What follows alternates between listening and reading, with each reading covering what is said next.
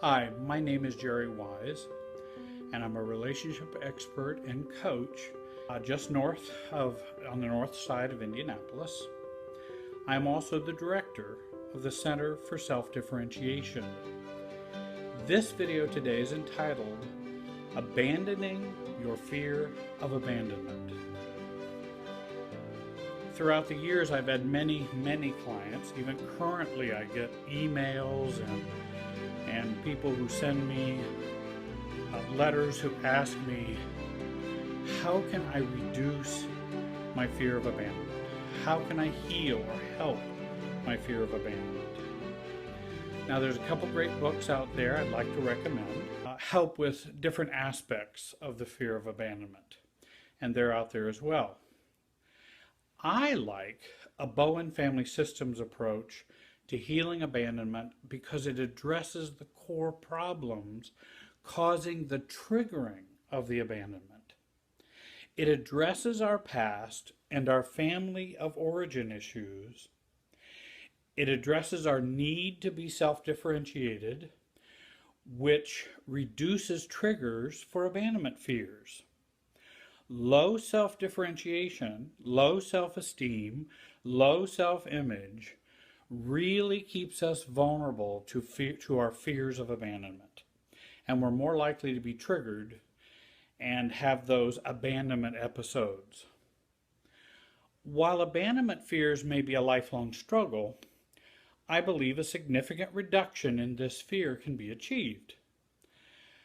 I thought the title of this video fit in that I want my clients to abandon their abandonment fears, or grow through them, or grow beyond them, heal them more fully. Well, then the question would be, well, how, Jerry, do I do this? And I've given you some examples and ways in which I use in doing my relationship work with folks. These are not the only ways. I think these are some of the core and key ways that I think about healing and helping abandonment. Number one, I ask clients to begin a new process which counters fear of abandonment. And that is the reduction or reducing of self-abandonment. I believe if we have been abandoned in the past, whether childhood or abandoned as adults, that we end up internalizing, particularly from our childhood, we internalize this abandonment and end up self-abandoning. And we do that throughout our lives. And this really triggers our fear of abandonment. If we continue to abandon ourselves, we will continue to struggle with abandonment fears. If I can't count on myself, how can I count on anyone else? And I think many miss this important process and try to achieve solid grounding by putting it off on someone else or something else, such as, well, I'll find a partner who won't abandon me. Then I don't have to deal with my abandonment fears. I'll become a workaholic and work too much. Then I won't have to deal with abandonment fears, etc., etc. Self-abandonment is experienced as an extreme case of ignoring your inner child and his or her needs, wants, wishes, fears, beliefs, values. And again, when we abandon ourselves, we set ourselves up for abandonment triggers and abandonment episodes. Secondly, reducing enmeshment or emotional fusion in your life is number two. The more enmeshed we are in relationships, current adult ones or our family of origin, the greater the reactivity to triggers in our fear of abandonment. If we are enmeshed, and I believe early abandonment creates a propensity towards toxic enmeshment, which I will mention in a minute, enmeshment sets us up for episodes of abandonment and fear of abandonment. Learning to live more healthy separate life or a more self-differentiated life is key to reducing the amount of fear of abandonment episodes, and reducing the potential for triggers. Number 3, increasing self-differentiation. Increasing self-differentiation within your family of origin. Family tree, we do believe very much in the family of origin approach because we're imprinted very young by our family of origin. Not a blame your family of origin, a heal through your family of origin. There's a difference. Learning to be us and age appropriate emotionally within the dysfunctional patterns of your family of origin builds greater self-differentiation within you. We may need to set some boundaries, but we don't keep pushing for and needing our family of origin to change so that we can be happy, or less abandoning, or going back and trying to find that parent, sibling, aunt who abandoned us and to make that right. What needs to be made right is within us. It's not something we need to make right with them. That's number 3. Number 4, begin the practice of becoming the age you are. I think this helps reduce triggers and episodes of abandonment fears. Acting and behaving in a way that fits your age is age appropriate. I have a new video coming out on that very soon. Becoming the age you are. Many of us can be 49 years old, but our internal emotional life, is about 20, 15, 13. It depends on what our traumas and our family of origin was like. But many times people don't hit their adult age, and they're also emotionally hitting that age of emotional maturity. And that maturity is very important for staving off fears of abandonment and triggering fears of abandonment within us. Number 6, do the healing and maintenance on your inner child. This is something we emphasize also. Healing can include reenacting the abandonment and have it play out differently today with the adult beside us and by our sides, meaning going back into that time, experiencing the emotions, and being there for you as support, as well as your coach or therapist or whoever you're working with, so that we end up coming up with a different outcome.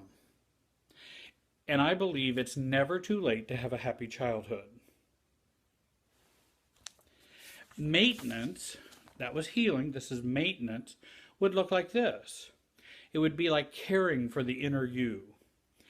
Getting medical, psychiatric, addictions care, getting therapy and coaching, taking care of yourself, attending groups, learning your inner child's voice and feelings, and practice responding to this voice, your voice, learning to keep your inner child out of trouble or troubling situations, standing up for your inner child, etc.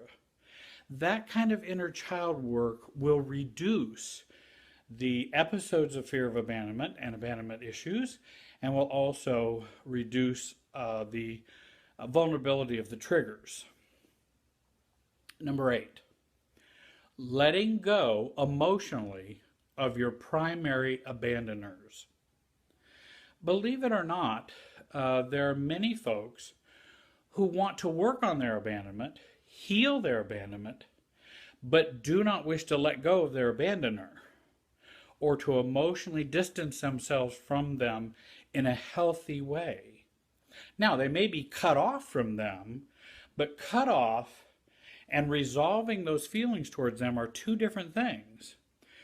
Just because I say I'm never going to see that person again, that's a cutoff, and I may never see them again, but I still may be tied to them emotionally on the inside. This is about dealing with the inside emotional process of letting go of abandoners.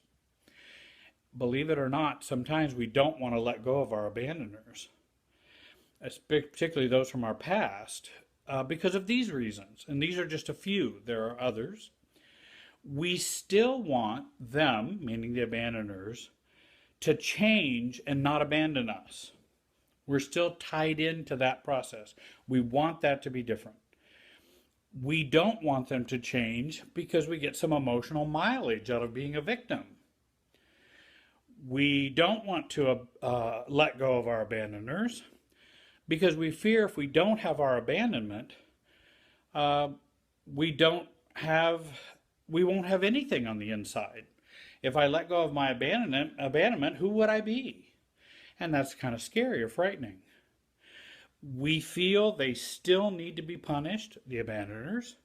And so if we let them go, and if we let go of our anger, our hatred, our hurt, then it will seem to us that they'll be getting off scot-free. So I don't know that I really want to resolve my I don't want to let go of my abandoner, because that seems like it lets them off scot-free. And there are other reasons as well.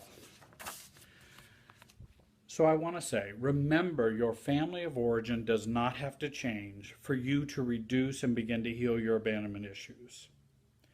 Remember, your adult history does not have to change to begin to heal your abandonment issues.